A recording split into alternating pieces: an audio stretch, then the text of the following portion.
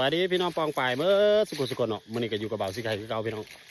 มื้อนี้ก็จะพาน้องน้ำฝนไปกินข้าวปลาคือเก่าเนาะอยู่กับธรรมชาติพี่น้องเลยเฮ็ดเวียกเมื่อยก็ต้องไปเที่ยวได้เนาะบ่แม่นว่าสิเฮ็ดแต่เวียกเนาะ หาความสุขให้ตัวเองได้นิดนึงเนาะตอนนี้เขาก็เข้ามาที่นาเป็นที่เรียบร้อยแล้วเนาะตอนนี้พาน้องน้ำฝนมา2 คนก่อนเดี๋ยวมูจะนำมาเนาะตอนนี้ก็เตรียมโต๊ะแคมปิ้งไปย่างพันหน้าไปเลยวะแดดฮ้อนต้องไปเศร้าเลยเนาะอยู่งานละล่าก็เลยว่าคิดหาโลกกินข้าวปลาดีกว่ามื้อนี้น้ำขึ้นไล่เนาะมื้อนี้ปกติน้ำนี่จะอยู่พื้นหมดเลย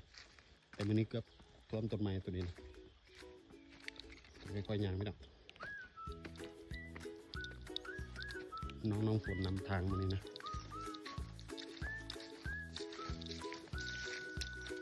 โอ้วันนี้ก็มีน้ำเลยย่างโพงบ่ย่างได้อยู่บ่เนี่ยได้อยู่ตอนนี้เขาก็กำลังจะฮอดบอลกินข้าวแล้วเนาะต้นไม้ใหญ่นี่เลยเพราะว่าสุดแล้วเลยก็มานั่งกินอยู่นี่เนาะตอนนี้ก็ประมาณ1 โมงฮอนแห้งนั่งอยู่นี่วะหรือว่านั่งอยู่เถิงคนต้นไม้คนน่ะฮอดแล้วพี่น้องนี่น้องน้ำฝนมาฮอดแล้วเนาะบอลห้าพักกับจีอยู่นี่เลยเป็นต้นไม้ใหญ่เนาะ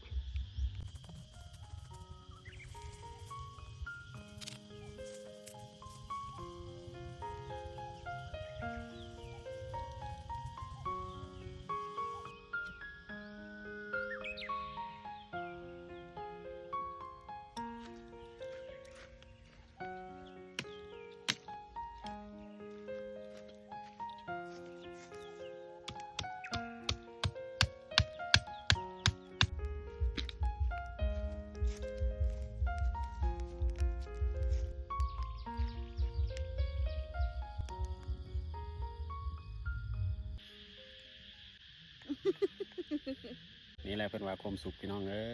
ยบ่ต้องค่อยคว้าดอกเราต้องสร้างมันขึ้นมาเองเนาะปีนเลย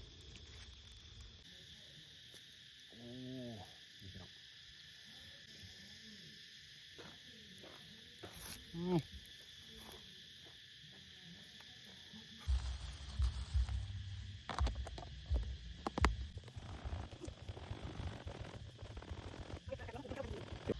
ว้า